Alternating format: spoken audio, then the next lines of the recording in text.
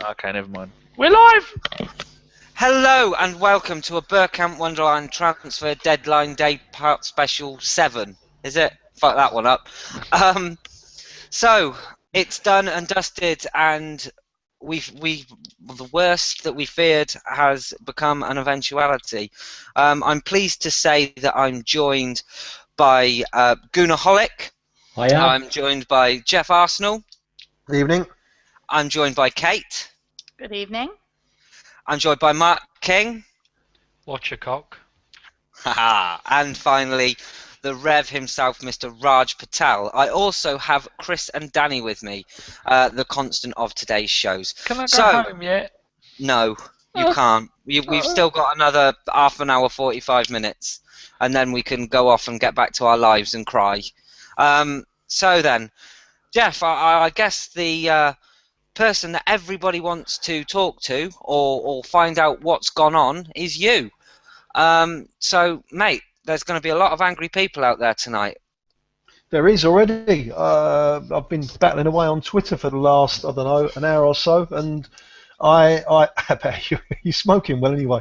I think I need some of that. And the mentions have been. I can't get under 200 mentions. You know, as soon as I answer one, we go on to the next one, and I've still got 200 and 200 and odd. I mean, it's, you know, it unfortunately it is what it is. I'm as disappointed as the next man. Trust me. But and there is a big but.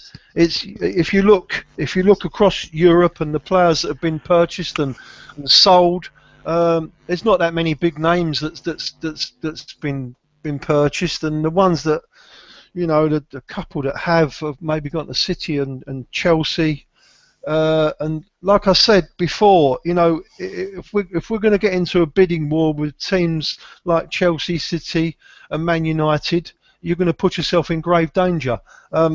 You know, like I said, I'm as disappointed as the next man.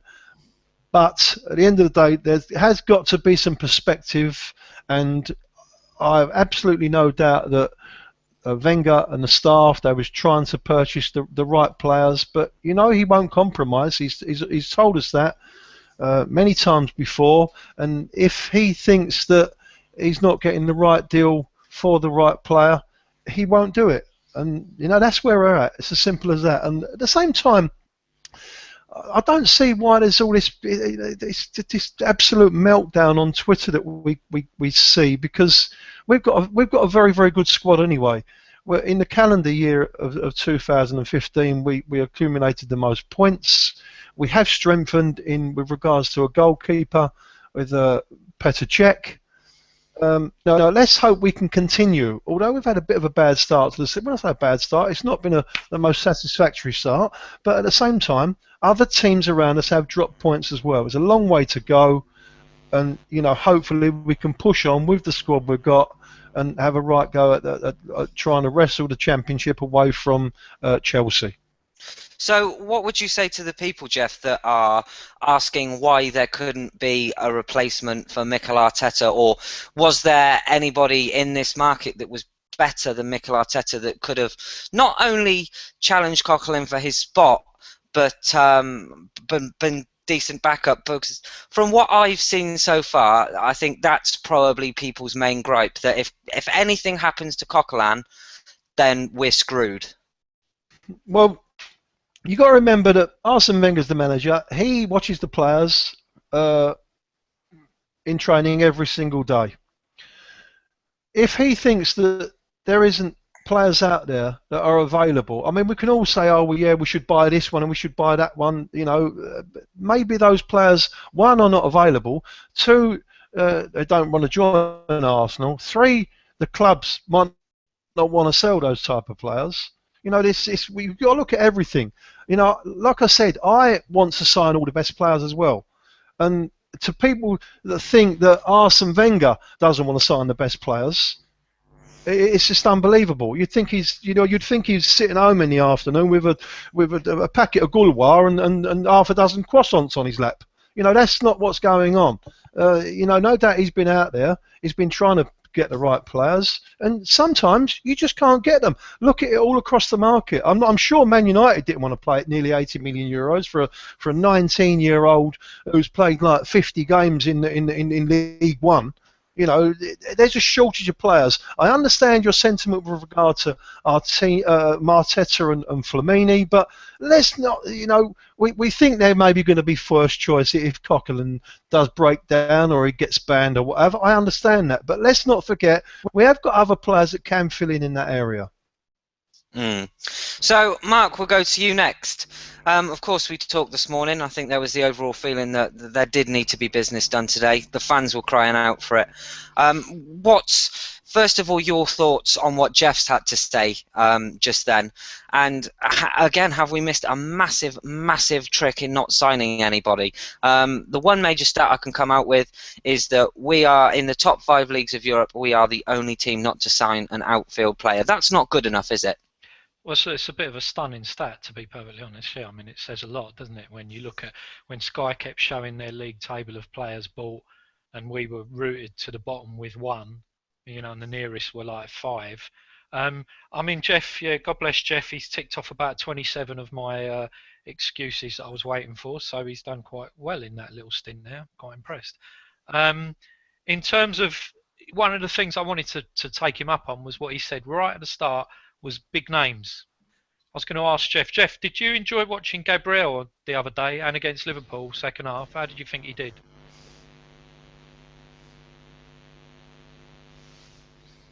Geoff? He's hung himself. he's given up already. Let me ask Kris. Kris. Oh, Geoff, you back? Well, you know what? It's I muted and unmuted, and it wouldn't come off. So, okay. But I did hear. Are you with me now? Yeah. Yeah. So, how did you feel Gabriel looked against Newcastle? Not tested a great deal, I know, and also second half against Liverpool. Yeah, he did okay. Of course he did. That's a leading question, obviously. Yeah, of course it is. Is Gabriel a big name? Well, no, I think it's about 7 letters, something like that now, if I'm guessing. Did we find him in a more difficult transfer window than the summer window? Did we find him in a more difficult transfer window? Than a summer window? That's open for negotiation, isn't it? I don't know. It depends how you see it. It's hard to buy players in January. Yeah, I'll run with it. Okay, yeah, carry on. I'll run with that. How much did we pay for him? I don't know. What, 12 million was it? 14 million? About 12 million, yeah. Yeah. Why can we not find a DM in that sort of like range? Why? I'm not asking for Arsenal go and spend silly money, and it's one of the things I see from people who are quite happy to try and find excuses and reasons why we shouldn't be upset. I'm not asking Arsenal, you know, they don't have to go and spend huge money on players. Sometimes it doesn't always, like, you know, guarantee you success. We've seen that plenty of times, not so much at Arsenal thankfully, but we've seen it at other clubs. So I'm not saying it's got to be a big signing, but surely if someone is telling me that we couldn't find a DM, you know, regardless of I accept a lot of what you've said about the world-class centre forwards, but see, if you're telling me we can't find a DM in the entire world football that would come and play for Arsenal, either as an upgrade to Coquelin or to provide some cover and competition for him better than Arteta and Flamini, I just can't see that, mate. And this is, you know, we're a huge club. You know we should be bigger than we are at the moment, mainly because, you know, the handcuffs on because of the stadium and that. We should be a bigger club, and we're supposed to be, you know, you kept telling us we'll be competing, we'll be progressing. If we need to do that, this was not a transfer window that shows that in any way, shape or form. This transfer window was a disgrace. Well, you know, first of all, you've got to realise that there's much more professional people out there that are in this field, scouts and coaches and managers and all sorts, that are much more educated and up to speed than me or you, Mark.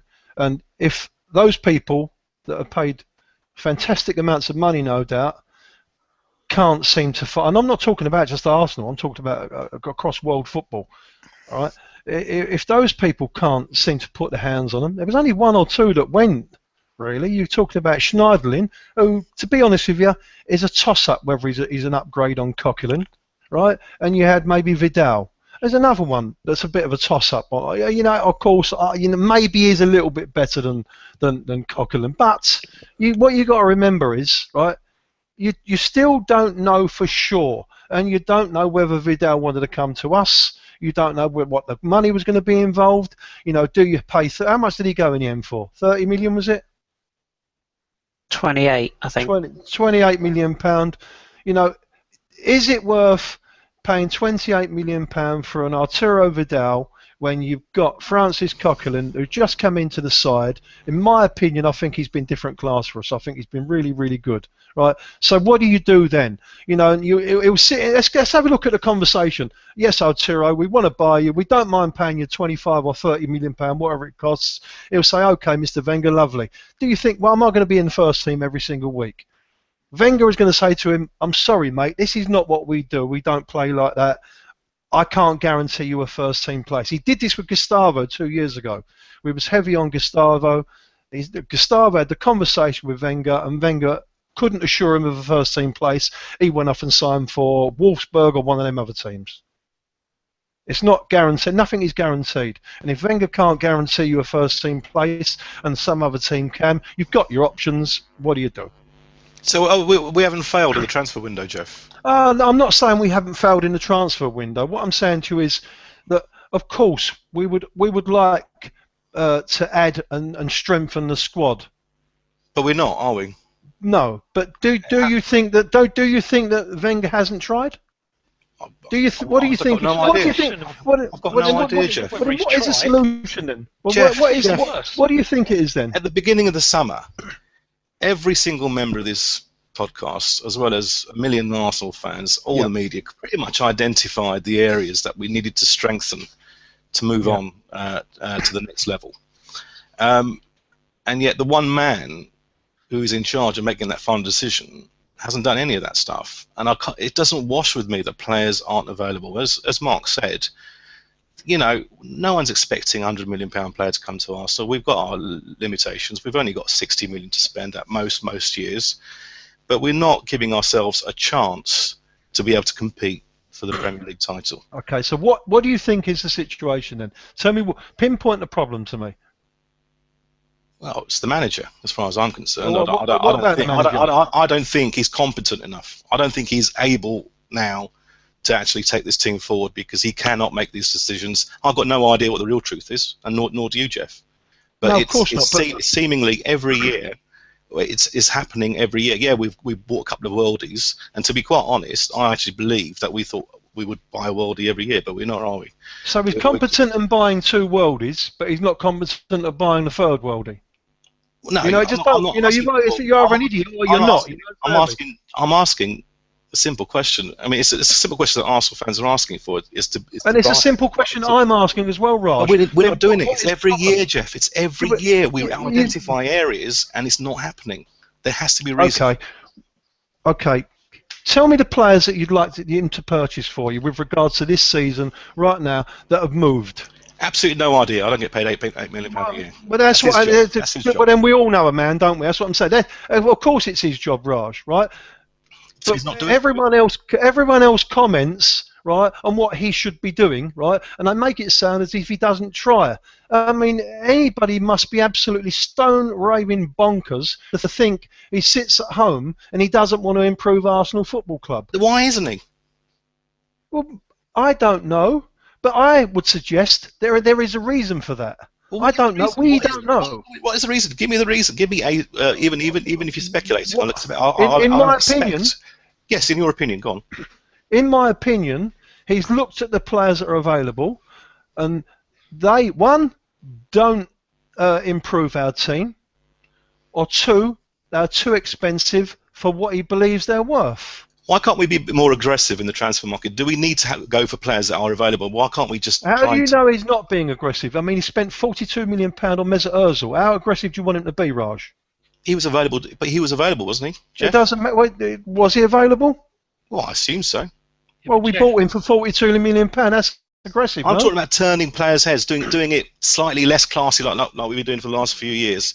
Do it aggressive, like everyone else does. He's not tried to do that, Raj. We've got nothing, Geoff. I've got evidence. My table was empty. There's nothing there. we've got the same squad as last year with one goalkeeper, and you're telling me that we are going to challenge for the Premier League and the Champions League. That is absolute rubbish. No, I'm not. There. I'm not. There's nothing there. Yeah, exactly. I understand what you're saying, Raj. I'm as frustrated as you, buddy. You know, I think I'm the biggest Arsenal fan in the world, like all the rest of us, right? And I get frustrated about it. Don't you think Arsene Wenger's frustrated about it? Do you think he's sitting on a narrow sweet? There's a part of me which is. I do. I think he is. Why is it? I mean. I think the only part you've covered so far, sorry, I'm going to butt in. I think the only part you've missed so far is I think he said last week himself he was still active and looking for people. I think he has a list there of players that he was prepared to spend a sum of money on. I have no doubt there was at least one very large potential signing on there, and that large potential signing, for whatever reason, the door was shut on him. He then hasn't gone back, hasn't had time perhaps to go back and look at lesser options. It's another way of looking at it. I agree with Geoff in as much as you seem to think that we're not disappointed that we haven't acted, because we made the move to the stadium to get the income that would enable us to compete. And although the goalposts have been moved a bit and we still won't be able to compete with the likes of City and Chelsea, there is a slug of money there that could have been spent over this summer that hasn't. That's going to frustrate everybody. The only thing I would say, though, is there is still January to come, which is not going to be such a difficult January this year, because if there are players out there who are not playing for their clubs ahead of the European Championship, they'll be looking to get out somewhere where they can play. That's another way of looking at it. Can I quote you something from a few days ago, what he said, Arsene Wenger? He said, "It is not a shortage of money. At the moment, it is a handicap to us because we have the resources. There's just a shortage of players." Now, is he lying when he says that? Is he trying to hoodwink us, or do people believe him? Or maybe players just don't want to come and play for him. There's another option, isn't there? Because a lot. Every time we sign a player, all I hear is, "Yeah, he rang him up and he said yes, I'll come over and play for you, Arsene." But I mean, why isn't he picking up the phone a bit more often and getting these players to come? Maybe the allure of coming to Arsenal isn't that anymore. Because I'll tell you how I see it, and again, I'm only assuming. It's only in my opinion. I could be totally wrong, but it's difficult to. These players that we're trying to sign, generally, they're going to be from top clubs, and if they're under contract, and the clubs don't want to sell them, it doesn't matter what you do, unless you're a club like Man City or Chelsea. Cliches, I know, but we mustn't disregard it. City and why I say that is City and Chelsea can go in and they can turn a man's head. They can say, right, we'll give you, like Raheem Sterling, we'll give you 200 grand a week. Cause a little bit of trouble. We want you to come here, X, Y, and Z. Right? Maybe that can be done. One, I'm not sure that Arsene Wenger plays that kind of way. Two, we haven't even got the funds to pay that kind of money. Because if we pay one man £200,000, then you're going to have Ozil, you're going to have Sanchez coming in. You're going to have all them, 4 or 5 players banging on the door, and they all want their 200 grand a week. We can't afford it, Raj. It's an absolute fact and reality. It's hard to taste. It's bitter, but I'm afraid it's a reality, mate. So basically, what you're saying is we're stuffed. We shouldn't even bother about hoping for these kind of purchases. No. That we are, for the time being, we're going to stand still while the other teams go off into the distance. And meanwhile, the teams behind us over the next 2 or 3 years are going to get more and more cash for the TV deal and going to start catching up to us. Is that what you're saying? No, I'm not saying. No, of course not. I'm not saying that at all. So what's the solution then? Because saying, at the moment, I am actually getting rather concerned that we're going to stuff this up over the next 12 months and it's not going to get any better, and next summer it's going to happen again. We're going to have this same merry-go-round in about a month's time when people start going on about the January window, which will bore me shitless, to be quite honest, and then after January we'll start going on about the summer, and it goes round and round in circles. Something's got to change. Well, first of all, I think we've got a team that can compete this year. It's going to be very, very difficult. It's not going to be any more difficult than it was going to be anyway, because we've got the teams that are above us, which are Manchester City and Chelsea, right? Chelsea haven't had the greatest of starts, right? I personally think it's harder to win it a Premier League the second time, to go back to back. So they're going to have a little bit of a lull, in my personal opinion. They're still going to come strong. No, they've got too much quality. But Manchester City, they've had a fantastic start.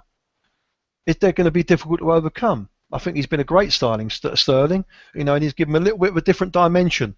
We're going to have to overcome that. But we have got a very, very good squad. We've had our squad together now for 3 years. We've added a good goalkeeper. Jury's still out with me on Peter Cech, by the way. I don't know. I mean, we see that first game. He's gone. Oh, it does sound like he's gone again. We'll wait for him to come back. West Torres was him. But seeing players on there at one time, No, you're back, Geoff. No, he's not. He's gone again. He's gone again. Okay. Right, we'll kick this on then. I mean, we've heard what Geoff... we can't... Great points, Geoff. I finally melted him with my fury. Someone's muting him, aren't they? There's someone. I can see he's opened himself up for a lot of abuse. Geoff. Yeah, I'm here, mate. I'm here. You cut off there, mate. Oh, did you? Oh, no, I was here. I was chuntering away as normal. Are you on your phone, Geoff? Because it's a bit of a wonky signal. Mate. No, not at all. It's on my normal PC. Have you told everyone that you're doing this, that you're being grilled mercilessly by everyone? Yeah. We should call you Cecil. It's an unfair fight. Jeff, I've got a question for you. Our wonderful Fife, Andrew PR, who are you, whatever, he tweeted something a little while ago. You might have read it, I don't know, but and it's had about 500 retweets. And he said, it's no longer a case of AKB or WOB. After consistent failures in the transfer window, the board need to decide if Wenger is still able. What are your thoughts on that? I've got no doubt Wenger is definitely able for the job. My problem is that going forward into the future now that the FFP has been kicked up in the air, my problem is, are we going to be able to compete in 2 and 3 and 4 years' time? Because unless we change a bit of strategy at board level with regards to our self-sustaining facility that we've got going on, until that changes, we are, I'm afraid, going to be dragged into 5th and 6th in the table. Because, like you say, Raj, teams are, they're catching up on us a little bit, and other teams will go away from us if we just try and play fair, so to speak. Geoff, I've got a question for you as well, if you don't mind. I don't know how many people that are in here saw your tweets this week, but you normally not very vocal on the board side of the issue when it comes to Arsene Wenger and having criticisms towards the club. But from reading your tweets, they seem to criticise the fact that maybe the board aren't showing enough ambition. Would you like to elaborate on what you meant with those tweets? Because it's sometimes very difficult to grasp the meaning of something with only 140 characters. Of course, yeah, but a lot of people did take those tweets in the wrong vein. I wasn't having a go at the board or the club or anything like that. I was having a go. The board haven't failed us. It's FFP that's failed us. We as a club played by the rules. We tried to do the right thing and play fairly. It's quite clear this season that it's been thrown up in the air with Chelsea and City spending what they're spending, and over the last 2 years, it's impossible that they would be complying with FFP if everything was out in open. It's not happening. So, and this is only going to get worse. So, as I just alluded to, I'm afraid unless Stan changes the strategy and he sticks a few quid in, or he's got to move on and give it to someone that will stick a few quid in. Otherwise, we're going to get left behind. And that was my point. I could be wrong. I don't know, but that's only my opinion. I think we've tried our best with the FFP. I think it's now time to move on. We're going to have to join them. I can remember Q&As with Ivan Gazidis when basically he alluded to the fact that Arsenal would maybe put all of their eggs in one basket, dependent on the FFP, and he even said that, you know, when FFP kicks in, it will put us on a par with everybody else. Now that's failed. Is there another? Is there anything else in place? Was there a backup plan to that? I don't know. You know, No, there with wasn't. all the support and all the people that have working for them, I'm sure somewhere along the line there must be some kind of contingency plan if FFP didn't work. At the end of the day, it's not about what they had or what they haven't had. It's about they need to find a solution to the problem we've got facing us, and that is Chelsea, Manchester City, and Manchester United having investors that are willing to put in money and commercial deals that, quite frankly, dwarf ours. We've got to move with the times. I don't know how they're going to find that solution. That's up to them. But as a club, they've got to find that solution. Otherwise, we're going to be, you know, we're struggling. So, well, I mean, the thing about it is, you know, we were all sold this dream of FFP moving into the new stadium, being competitive in monetary terms. You know, it seems like it's all kind of died on its arse at the moment. I mean, you know, where do we go from here? I think that's a very good question. I find that a very pessimistic view, Geoff, if you don't mind me saying. I actually believe that by moving into the stadium already at very advantageous terms, we've put ourselves in a position that a lot of the other Premier League clubs have yet to do. Tottenham have still got to go through that. Liverpool have still got to go through that. We've got the stadium in place. We've got guaranteed income in place. What's going to decide us is how well we use that money that's available to us. And we're not talking small sums of money. We're never going to get into a pissing contest with Chelsea and Manchester City because their bladders are too big. But with the pot of money that's available to us, we're still going to be able to build a squad that can challenge. I'm absolutely sure of that. When you think that we got through, say, 8 of the last 10 years without basically a penny to spend, I think we're in a much better position than the gloomy FFP isn't working side suggests.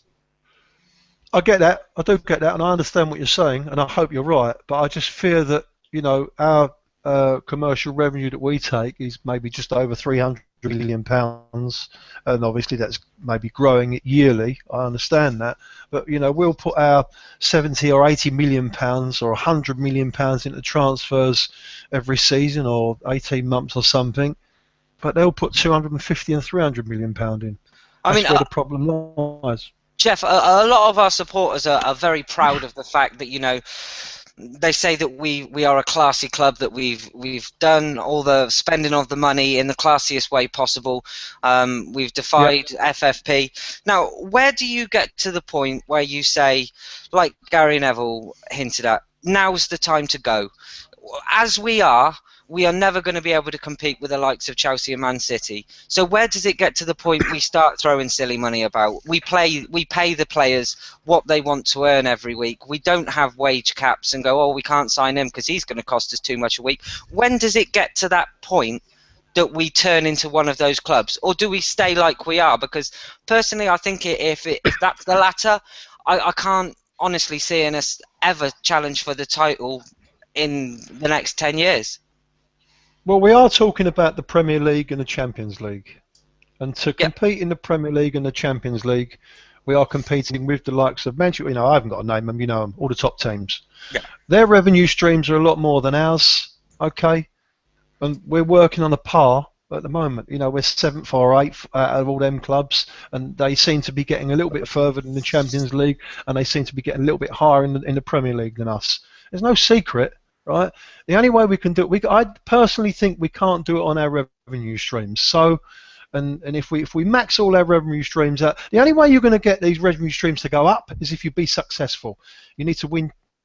We need to win a Champions League. We win a Champions League and a Premier League, then you'll get bigger hitters coming in, wanting to give you more money, and then you'll get the revenue streams up, and it'll be better. But at the end of the day. It's a vicious circle, isn't it, Geoff? Because if you don't buy the players to win those trophies, then you don't get the money and the credit, the respect, everything else that comes with it. So surely you've got to eventually dip your hand in your pocket and go, right, that's it. This summer we're going to do a Man United. We're going to spend £250 million on players. You know, some of them will work, some of them won't. You know, I think you've got to take that risk. You've got to gamble. Football has become a gamble. There's, you know, I think I said earlier, there's £200 million for the team that finishes bottom of the league next year. It's going to be even harder for us next year because we'll have the likes of people like Stoke that can go out and spend stupid money on players. If anything, we've made our job harder by not strengthening this window. That's my opinion. No, I understand that, but again, I got to revert back to what Arsene Wenger said the other day. You know, I mean, he's an economist. You know, he's got all kinds of, you know, I don't know what he's got accreditations and for whatever for being an economist. Now, he said that Arsenal can't compete with the likes of Manchester City, Chelsea, and Manchester United because they just haven't got the revenue streams. And that's the end of the matter. You know, that's the problem. We need to, you know, unless we can build a team, which we're trying to do at the moment, I'm afraid we're going to have to join these people because the money that we've got is not going to be enough to compete. No. So how is not buying anyone except a goalkeeper building a team? Well, it's not the point of not buying anybody. The money that you have got, you've got to be very careful with it, Mark. Because we haven't got that sugar daddy. We can't buy Wilfred Boney and only play him half a dozen times. We couldn't be any more careful with it, could we? Hey, let's just leave it in the bank, yeah? While it's losing value, you could buy a player, get 2 good seasons out of him, flog him for £100 million to Real Madrid. No, let's just leave it in the bank, yeah? A goalkeeper is all we could come up with.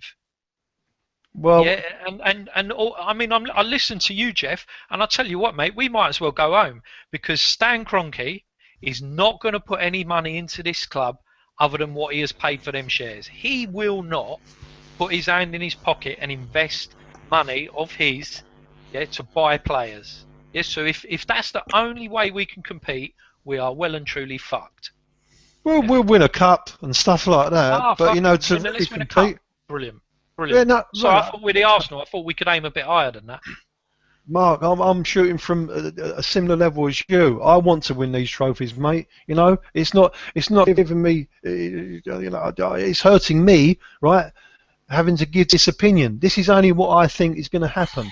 And I think unless we can compete with these guys, right, we're going to find it hard. It's no secret that the league table generally. Whoever spends the most money is on top, and whoever spends the least is generally on the bottom, and it carries all the way through down. So, unfortunately, but amongst all that, you do need a good manager because you'll get people like, I mean, Man United have spent 250 or 300 million over the last 2 years, and that might be. I don't know whether they've made a big improvement. He's destroying Man United, though. He is destroying Man United. Well, you know, so. This is what I'm saying to you. You've got to be very careful to who you employ to spend that money as well. And you know, I understand what you're saying, Mark, about the money. You know, why haven't we spent the money then to compete? Again, I think he's got to be careful with the money we have got at the moment because them purchases, they have got to be right. We can't spend £30 million on a Jovetic or a Wilfred Boney or a couple of Chelsea players.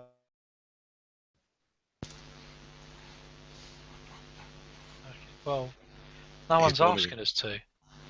He's gone now. Is Geoff gone? Yeah, he's lost his line.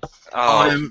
I'm so disillusioned. I'll tell you what, Jason got it spot on earlier on. He said, I am frustrated and disillusioned by this whole process these last 3 or 4 months, and I've got to say, he's spot on with that. I've got a bit of anger, which I'll probably vent at ITKs later on tonight. But there's something not right. I just can't believe that we couldn't strengthen areas of our team with a 10, 15, 20 million pound player, and I just don't believe that players weren't available. The biggest and problem. I understand. Go on, Holic. Come on, I was just going to say, I understand that entirely. I don't think there's any people on either side of the fence who didn't want us to buy players in this window, particularly in defensive midfield, particularly up front. But I have to believe that we were trying to do that every effort was made to do that. And I don't know that, but I don't understand the difference why people take disappointment and then turn it into anger, and we turn on each other, when we all want the same thing at the end of the day. We've just got a different way of expressing it. Yeah, and some people are more accepting of it as well. I mean, look, you can look at it two ways. If Arsene Wenger wasn't trying his utmost to buy players, then I'd like to know what the reason was. But at least we failed because we didn't try. If we were trying, and all I could hear was people are working night and day to sign players, and this huge scouting network that we've got, if we were trying to buy players and we've come up with nothing bar a goalkeeper who was wanted to leave Chelsea and only wanted to stay in London, if that's the best we could come up with, then I think you've seriously got to question the people who are running our transfer dealings, whether that be Arsene Wenger, who identifies his targets from priority down for each position he may want, or the people that are going out and scouting and can't find players, or the people that are negotiating with the clubs to try and buy them. You know, what's worse? I think the latter is probably nearer. Sorry? I think the latter is probably nearer. I have no doubt there's a list of players. I think the negotiating might be an area where you've got a point. But, for example, if Paris Saint-Germain didn't want to sell Cavani today, and we put all our eggs in that basket, which seems a possibility, then yes, there's a negotiating thing in that we didn't have a backup position. But I think we'd put all our eggs in a Karim Benzema basket, to be honest, from what you would gather from the internet, regardless of how much bullshit was being thrown around by people with no knowledge of anything. You know, exactly. It seemed like same as the rest of us. Yeah, it seemed like we were quite focused on a world-class striker, and I can understand that. Who doesn't want a world-class striker? But by my reckoning, there's about 11 world-class strikers, and there are 7 clubs, and none of those 7 clubs are likely to want to sell them, and they're at elite clubs. So why are they going to want to leave and join what's not an elite club at the moment? You know, so we spent all our time doing that. Where was the next level up? Where was someone to come in and take a bit of pressure off Giroud as our only proper centre forward? You know, why are we still now going to be spending time watching Theo trying to prove he's a centre forward, rightly or wrongly? You know, waiting for Welbeck to get fit again, who's been out for nearly 5 months now. You know, and again, when you're talking about eggs in baskets, the worst one was FFP. The club staked everything on that working. They put everything on the fact that all of the other clubs would get reined back. And this was a policy created by UEFA, I don't know whether it's FIFA or UEFA, but created by UEFA, you know, who are run by crooks and who was run scared of the biggest clubs, who were never, ever going to be able to take those biggest clubs to task on what they spend. Never were they going to be able to do that. It was a ridiculous idea from start to finish. And look, lo and behold, oh well, it's died a death. And now Man City go and spunk a load of money, and basically I think City are the team to beat. Chelsea have strengthened. If they can get past the fact that, you know, Terry's on his last legs and they've got no other leaders, then maybe they'll be all right. And I think we're battling for second or third at best. I'd agree with your view on City and Chelsea. I'd absolutely agree with that. I think I happen to think we've been building a squad over a period of years now that if we were to keep our best side fit, and I know that's a huge if, and that's why we should have bought a couple of players this summer, but we've got 15, 16, 17 players now. If we can keep them fit, I still believe we're in a position to challenge this year. But by not adding to that squad in the summer, we've not put ourselves in the best position to do that. I'll accept it. How long does it get if you're building a squad over a period of years? And Dom mentioned it on the podcast either last week or the week before. How long does it get before Mesut Ozil is knocking on in years? You know, how long does it take you to build a squad? How many years is Alexis Sanchez going to stay at Arsenal if he's not winning titles? if he's not doing if he's getting knocked out in the last 16 of the Champions League? How long do you expect him to stay at Arsenal? This is a player that is, I'm not going to say far too good for Arsenal, but this is a player that could walk into most teams in the world quite easily. He's not going to accept mediocrity, is he? Raj? He was available for them last summer and they didn't come in for him. Who's that? Alexis. I mean, Kate, you've been very quiet on this whole situation, and we haven't heard from you today on deadline day. What have you made of everything that's gone down? You've heard the boys chat there. I mean, how do you feel at this moment in time? Probably like most Arsenal. Well, I say most. A few Arsenal fans are a bit deflated. It's frustrating, but I guess we should be used to it as Arsenal fans now. I was at work this morning, and before I left, I was talking to my boss. He's a Chelsea fan, and he said, "Oh, but you've got Cech, and he'll get you points." Well, yeah, but Cech doesn't make a team, and I just don't think we've got enough strength to cover if there's any injuries. I think I was saying to you last night that look at when Mertz and Kos got injured. We brought Gabriel and Chambers in, and Gabriel was playing really, really well. Well, really well. But Chambers hasn't found his feet, and I don't think there's enough cover to just see us through the season. And I think anyone who thinks that we've got enough players in our team is a little bit deluded. It's a very good point, and I welcome Geoff back with us. Is there anybody else that wants to jump in on your overall feelings for the day? Is there anything that we've discussed that maybe you want to touch on? Not from me. It's I'm just black and white because I'm sad. It's underwhelming, isn't it? And it's a disappointment. But there's nothing. I mean, I think Geoff's right in some ways, and a few other people are right. There's nothing you can do. You can have a piss and whinge now for the next 3 hours, but it ain't going to change anything that's going to happen from tomorrow. We've got a game in 10 days' time against Stoke, and I guess, you know, as football fans, as Arsenal fans, we've got to get behind the team now and hope for the best. But I just, you know, it's just, I find it very depressing that we've got ourselves into this position again. Maybe the team will prove me wrong, and that they will go ahead and put a decent challenge in for the title this year. But you know, that's what we have to do now. I suppose it's just going back to the team, but it is just not the best of places at the moment. I mean, Holic said earlier about waiting for the January transfer window. Is there anyone here that's confident that we'd even buy in the January transfer window? I mean, he said in the past how difficult it is to do deals in the winter months, or you know, over that time. Is anyone confident that we're going to actually buy the players that we need, or?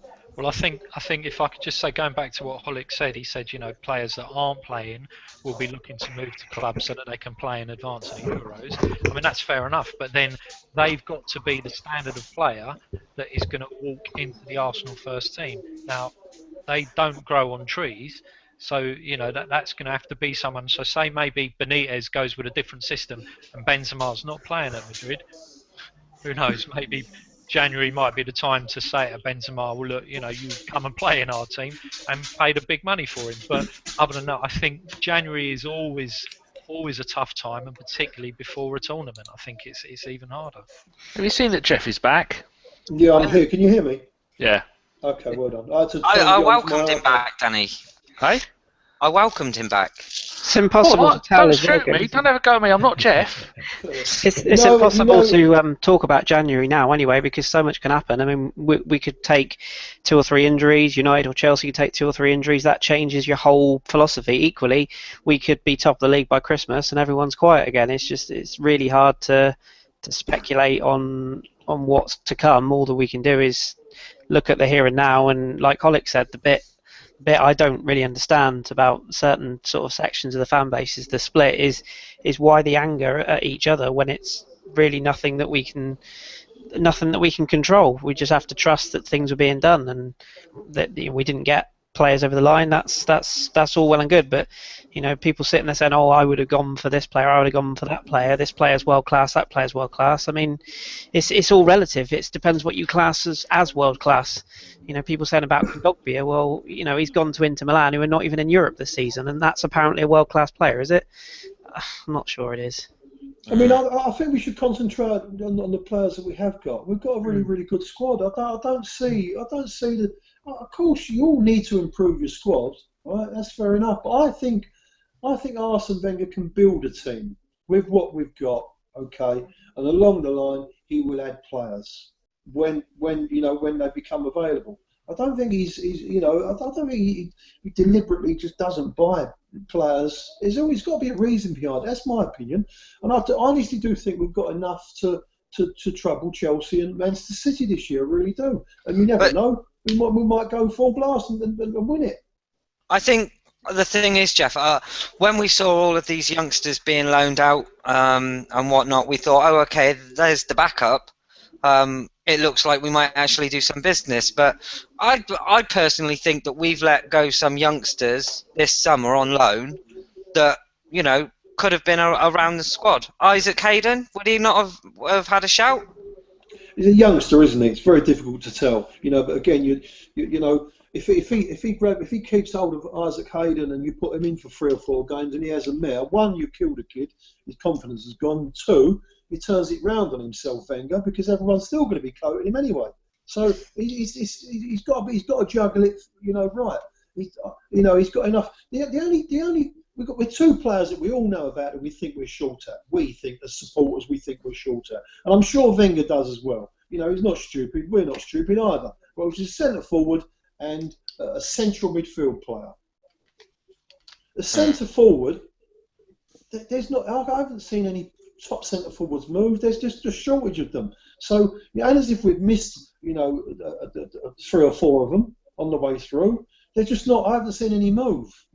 That's why United have played that mad money for that Marshall chap.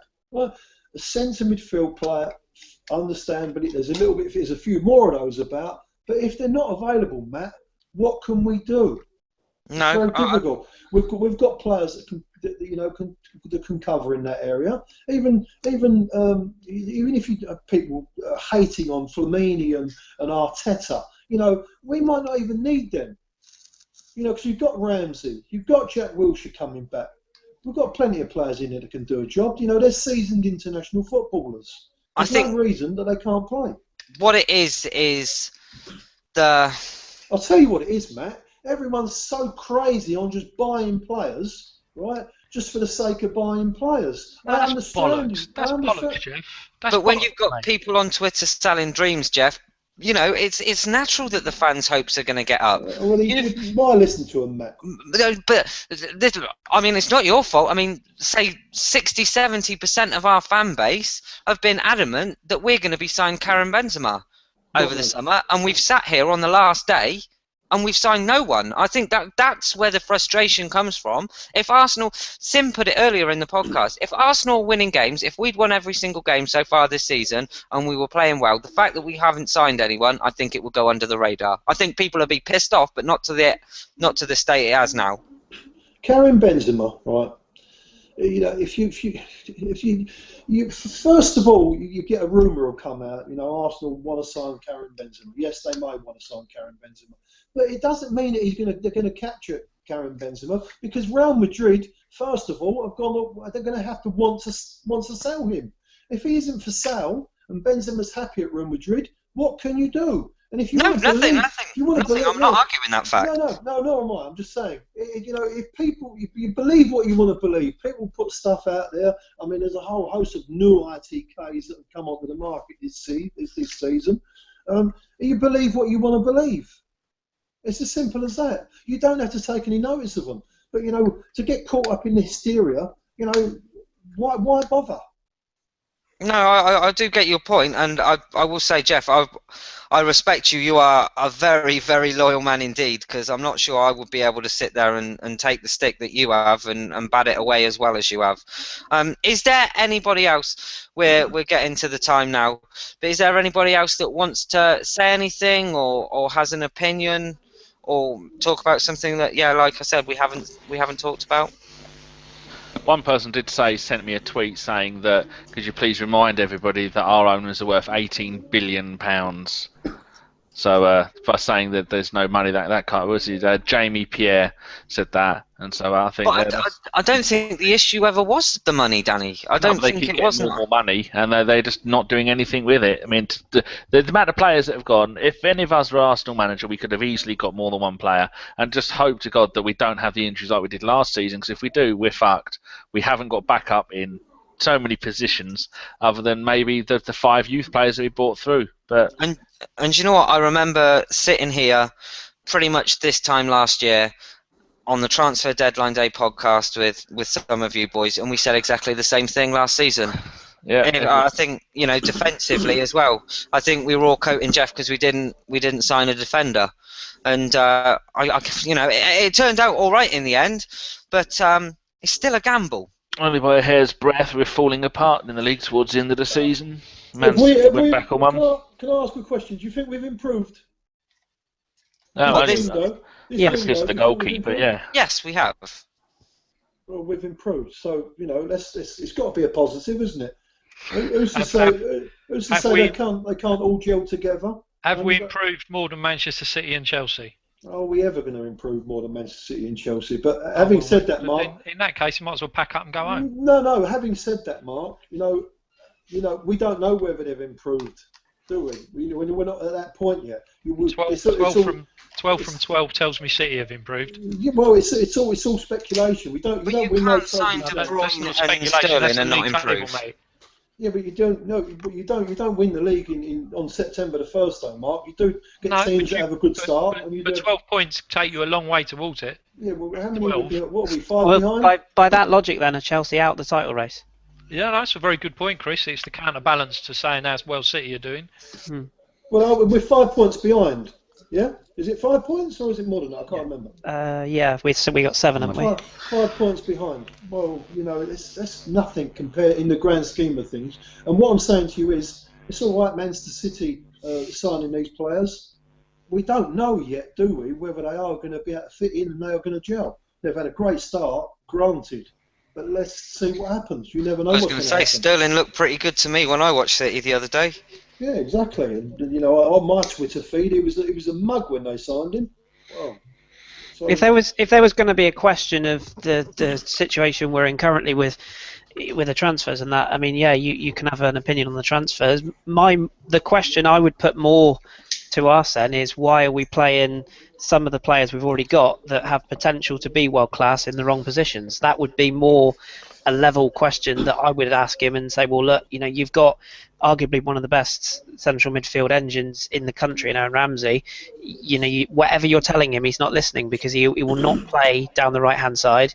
We've arguably got 5 players that want to play the number 10 role. You've got Jack, Santi, Aaron, Meza and Oxlade-Chamberlain, who wants to play centrally.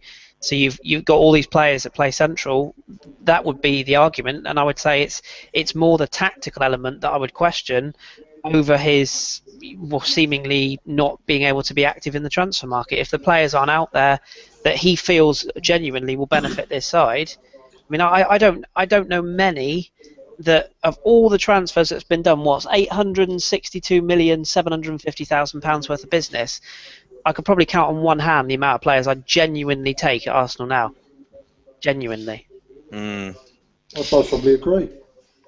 So that would be more of a question for me. I think it's about time we wrap up then. Thank you very much, boys, for joining me. It's been an emotional transfer deadline day window, but one in which I think we all expected a fruitless effort. You've got to say boys and lady. And lady. Okay. That's alright, he always forgets about me. Oh, no, I don't. Man. No, I don't. I would ask the people, do you think Arsenal have had a good enough transfer window in a one-word answer? Or I would say, what do you think, the final thing we'll do tonight is, what do you think of Arsenal's transfer window in one word? So if you could sum up Arsenal's transfer window in one word, what would it be? Danny, I'll start with you. Hopeful. that we don't get injuries. No, that's not one word, is No, it? hopeful, and I'm explaining why it's one word. I didn't ask you to Hopeful. explain it. Just one fucking word would have done. I'm hopeful, and I'm not telling you why. Thank you very much. That's all I asked for. Okay, Chris. Unsurprising. Oh, Okay. that's a good one. You're not going to tell us why? No, he's not allowed to. No, I can if you want, but No, you're all right. I was only poking at Danny. Kate. Deflating. Oh, that's good. Oh, that's a good word. Geoff. Disappointed that we couldn't get the players that we maybe needed. Geoff can explain because he's got thousands of followers. Because he's had a beating for an hour. Yes, exactly. Mark. Gamble. Oh, that's good. Raj. Shambolic. Okay. And finally, Goonerholic. I think Jeff's put it absolutely out there. Disappointed. How about you, Gimli? I know you don't know many words that aren't swear words, but can you think of one? Yeah, cunt. Right, but I'm going to go with what Yes, he can. put here. Diabolical, disaster, tepid, pathetic. Oh, yeah, read what they're saying. Akib, I don't know what you're smoking, but I'll have some of it. Akib has put great. that's the best one. One word, motherfucker. That doesn't make sense. Lies. Well, granted, it is one word. He just said it 3 times. I'm scared to look in that comments box, mate. I can imagine what they're saying. Oh, some of them are sticking up for you, Geoff. Oh. There's not much we can do. Oh, Geoff, you've taken an absolute paste in the last hour. He loves it, though. For fuck's sake. So we'll wrap this up then. Thank you to all of you that have listened throughout today. It's been an absolute pleasure to Thank you be very much, able to everyone. entertain you. Some of our guests you'll be hearing again, Thank you. maybe. Yes, definitely so. I'd like to thank everyone that's joined us, everyone that's listened, and everyone that's taken part. So that was a Bergkamp Wonderland transfer deadline day dissection special. Oh, I did it right. Thank you so much for listening, and keep it Arsenal. Good night. Keep the faith.